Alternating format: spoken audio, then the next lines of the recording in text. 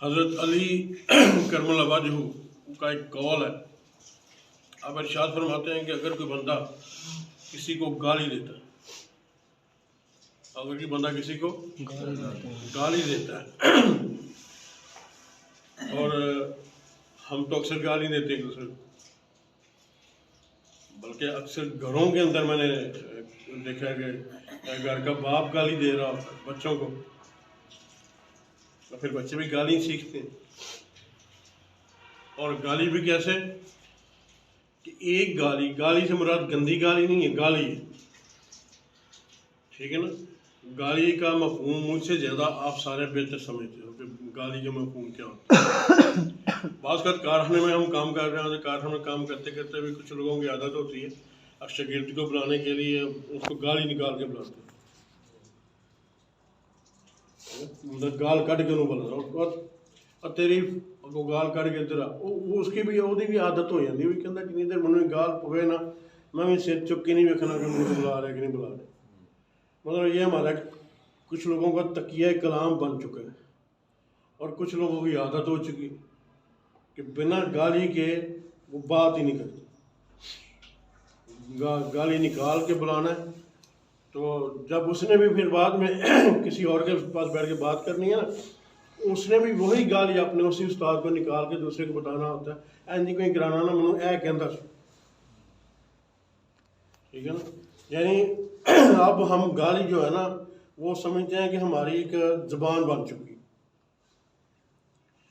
حضرت علی کا قول آپ ذہن میں رکھیں، کم از کم آپ سب تو ذہن میں رکھیں اگر کسی ٹائم آپ کی زبان پر گالی آئے.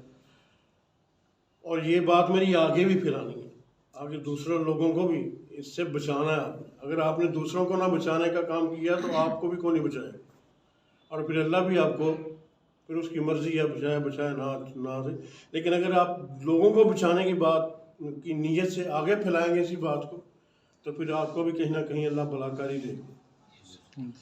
تو اب حضرت علی کیا فرماتے ہیں؟ حضرت علی فرماتے ہیں کہ گالی جو ایک بندہ نکالتا ہے کسی کو، تو گالی نکالنے کے بعد اس کی قبر میں اللہ ایک بچھو پیدا کرتا ہے، اور وہ بچھو ایسا ہوتا ہے کہ وہ ایک دفعہ جب اس کو ڈس لے گا تو وہ 70 ہاتھ زمین میں دنس جائے گا، ٹھیک ہے. اب بعض لوگوں کے ذہن میں یہ بات سن کے ایک بات ہوتی ہے کہ جدوں بھی مطلب سعودیہ میں بھی اکثر ہوتا ہے کچھ ٹائم بعد وہ جنت البقیع میں چلے جائیں، جنت المعلا میں چلے جائیں، تو وہاں جا کے ہم کو وہ کیا کرتے ہیں کہ وہ کچھ ٹائم بعد قبر سے وہ دوبارہ کھدائی کرتے ہیں اور ہڈیاں ساری اکٹھی کر کے ایک جگہ دفنا دیتے ہیں اور وہاں پر نئی میت کو رکھ دیتے ہیں، ٹھیک ہے نا. اب کچھ کا ذہن یہ ہو جاتا ہے کہ مرنے کے بعد پتہ نہیں یہ گال کتوں تک سچ ہے کتوں تک ہے، ٹھیک ہے نا. مطلب مانتے ہیں، کہیں بار بات ہو تو کہتے ہیں جی اللہ سانو یقین ہے سارا ایمان ہے، لیکن اندر کہیں نہ کہیں یہ بات بھی ہوتی ہے جسم نے گل سڑ جانا تو کتنے دنس جانا جناب، یہ دنس جائے گا. یہ میں ایک بات اس سے پہلے سمجھا چکا ہوں، یہ دنس جائے گا، ٹھیک ہے.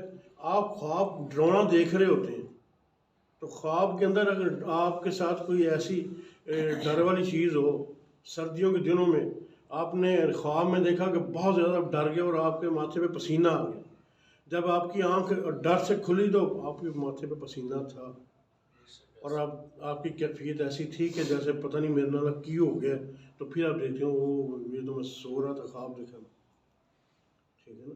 ایکچولی اس طرح کے خواب جو آپ کو آتے ہیں نا وہ یہ آپ کو دکھلایا جاتا ہے کہ اگر کہیں تمہارے ذہن میں یہ ہے کہ مرن تو بعد جسم نے تو گل سڑ جانا تھا حساب کا تو جسم تو اتھی پیا نا تو کا تو ڈرن دیا پھر پسینہ بھی کہدا ہونا.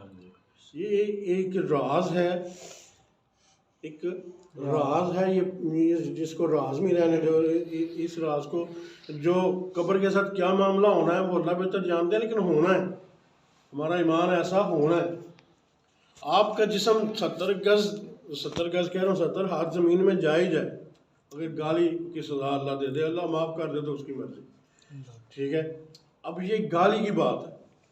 اب آپ دیکھ رہے ہیں کہ آپ اپنے مطلب ایک گالی سے ایک بچھو، دو گالی سے دو بچھو، تین سے تین بچھو، چار سے چار بچھو.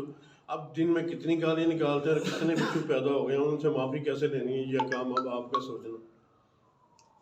ٹھیک ہے، توبہ کرنے سے اللہ کہتا ہے میں معاف کر دوں گا.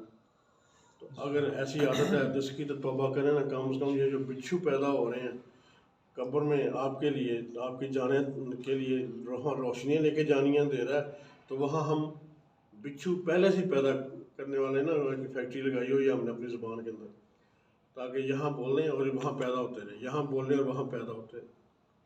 ٹھیک ہے نا. جب چاہیں تو کٹھے ایک ہی بار میں اٹیک کرتے ہیں ہم پر. تو اس سے بچنے کے لیے آسان طریقہ گالی سے بچیں اور اللہ کی بارگاہ میں سچی توبہ کریں کہ یا اللہ دوبارہ گالی نہیں دوں گا. اب یہ تو قبر والی بات. ایک قبر والی اور بات بتاتا ہوں آپ کو. یہ تو گالی کے عذاب کی بات ہے نا، یعنی گالی سے کیا ہوتا ہے. اب آپ کو ایک بات بتاتا ہوں کہ اگر ایک بندہ، یہ کنز العمال میں یہ حدیث نقل ہے، اگر ایک بندہ 200 آیتیں روزانہ قرآن پاک کی تلاوت کرنے کا عادی ہو، جو مرضی ہو اس نے 200 آیتیں پڑھنی. ٹھیک ہے جی. 200 آیتوں میں 2 رکوع یا 3 رکوع بن جاتے ہوں گے. ٹھیک ہے. تو 3 رکوع پڑھنے میں کتنا ٹائم لگے گا؟ حافظ صاحب ہوں گے تو وہ 5 منٹ میں پڑھ لیں گے. غیر حافظ ہے، حافظ نہیں ہے، یا زبان اس کی سپیڈ سے نہیں چلتی ہے، تو وہ 10 منٹ لگا لے گا. یعنی روزانہ کے 10-15 منٹ آپ قرآن پاک پڑھ لیں اوپر سے دیکھ کر. اگر آپ کو زبانی بھی آتا ہے تو پھر بھی زبانی نہیں پڑھنا، اوپر سے دیکھ کر پڑھنا ہے.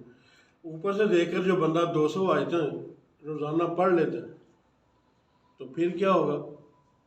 پھر ہوگا یہ کہ جب وہ دنیا سے جائے گا تو اس کے جسم کی برکت سے، وہ جو 200 آیتیں پڑھتا تھا روزانہ، اس کے جسم کی برکت سے قبر میں جب آئے گا تو اس کے ساتھ جو 7 قبریں ہیں، 1 2 3 4 5 6 7 جو قبریں ہیں اس کے ساتھ، وہاں تک اللہ رب العزت اس کی برکت سے عذاب میں کمی کر دی جائے گی اور ایک روایت میں اٹھا لیا جائے گا. سبحان اللہ. ٹھیک ہے. اگر گالی کی نحوست ہے تو قرآن کی برکت بھی ہے. اب آپ کا فیصلہ ہے کہ آپ نے گالی کی نحوستیں اکٹھی کرنی ہیں یا کہ قرآن کی برکتیں اکٹھی کرنی ہیں. قرآن کی برکتیں اکٹھی کرو گے تو آپ کے لیے آگے برکتیں ہیں. جب آپ کی جانے سے دوسروں کی قبروں سے عذاب اٹھایا جا رہا ہے تو کیا خیال ہے آپ کی اپنی قبر میں کیا ہوگا؟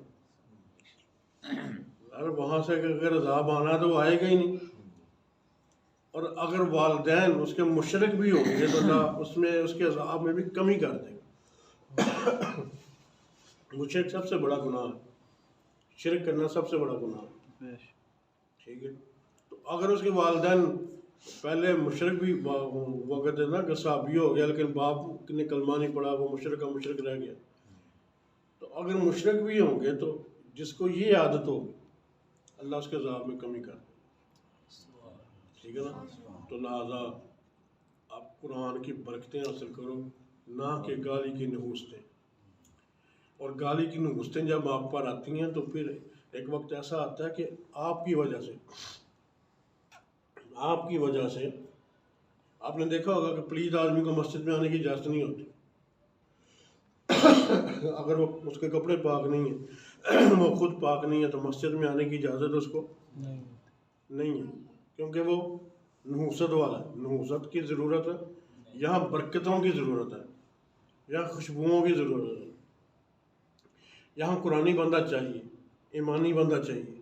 ایمانی پاک ہوتا ہے، صاف ہوتا ہے، ستھرا ہوتا ہے، نکھرا ہوا ہوتا ہے. تو نحوستیں آپ کی مرضی ہے، یہ آپ پر چھوڑا. چاہے نحوستوں کو اپنا لو، چاہے برکتوں کو اپنا لو. دعا ہے اللہ رب العزت ہمیں برکتیں حاصل کرنے کی توفیق عطا فرمائے.